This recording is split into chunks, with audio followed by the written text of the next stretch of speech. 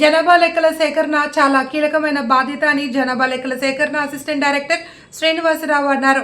ప్రకాశం జిల్లాలోని జనాభా లెక్కల సేకరణ కోసమే విధుల్లో ఉన్న అధికారులు సిబ్బందికి ఏర్పాటు చేసిన 3 రోజుల శిక్షణ కార్యక్రమాన్ని ఒంగోలు కలెక్టర్ కార్యాలయంలో ప్రారంభించారు. ఈ శిక్షణ కార్యక్రమంలో జిల్లా రెవెన్యూ అధికారి చిన ఉబులేసు పాల్గొన్నారు. ఈ సందర్భంగా శిక్షణలో పాల్గొన్న అధికారులకు జనాభా లెక్కల సేకరణ విధుల్లో పాటించాల్సిన నిబంధనలు, అధికారుల విధులు, బాధ్యతలను వివరించారు. ఈ సందర్భంగా మాట్లాడుతూ ఈ పర్యాయం జనాభా లెక్కల సేకరణ డిజిటల్ విధానంలో జరుగుతోంది అని, దీనిపై సిబ్బందికి విస్తృత స్థాయిలో అవగాహన కల్పిస్తున్నామన్నారు. అలాగే ప్రజలు కూడా తమ వివరాలను స్వీయ నమోదు ప్రక్రియ ద్వారా నమోదు చేసుకునే అవకాశం కల్పించాలని అన్నారు. ఈసారి జనాభా గణన డిజిటల్ మోడ్లో జరుగుతోంది.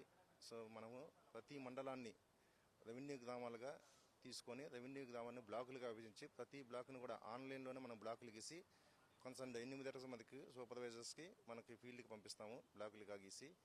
సో ఈసారి ఏంటంటే జనాభా గణన మీకు తెలిసిన 2 పద్ధతుల్లో జరుగుతుంది. మొదటి ఫేజ్లో అంటే ఇళ్ల గణన, రెండో ఫేజ్లో జనాభా గణన చేస్తాం అన్నమాట. అలాగే కుల గణన కూడా మనం రెండో ఫేజ్లో చేస్తాము. సో ఈ ఫస్ట్ ఫేజ్ అనేది మన ఆంధ్రప్రదేశ్ ప్రభుత్వము 1/5/2026 నుండి 30/5/2025 అంటే మే నెల మొత్తం కూడా ఇళ్ల గణన చేయబోతున్నాము. దానికి ముందుగా స్వీయ గణన అనేది ఒక కొత్త ప్రజలే వాళ్ళ ఇంటి వద్ద నుంచి వాళ్ళ వివరాలను నింపుకునే ఒక కొత్త పోర్టల్ని మేము తీసుకొచ్చాము. అంటే ప్రజలే వాళ్ళ యొక్క వివరాలని వాళ్ళ యొక్క మొబైల్లో లేకపోతే వెబ్ పోర్టల్లో కానీ ఆన్లైన్లోనే నమోదు చేసుకోవచ్చు. ఇది ఒక కొత్త ప్రక్రియ. సో జనాలందరికీ కూడా ఈ ఫెసిలిటీ కనిపించాము.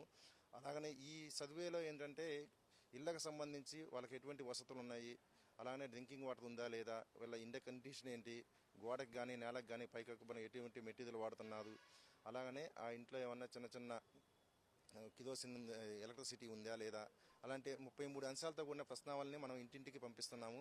సో ఆ ఇంటింటికి వెళ్ళినప్పుడు ఎన్యూమరేటర్ సూపర్వైజర్లకి ప్రజలందరూ కూడా సహకరించాలి.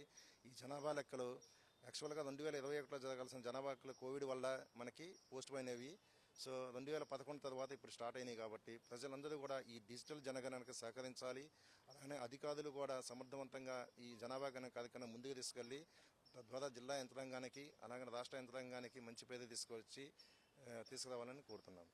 నా పేరు ఎం శ్రీనివాసరావు అండి, assistant director of census operation, Hyderabad. 2027 census అంటే జనాభా లెక్కల సేకరణ ప్రోగ్రాం స్టార్ట్ అయింది.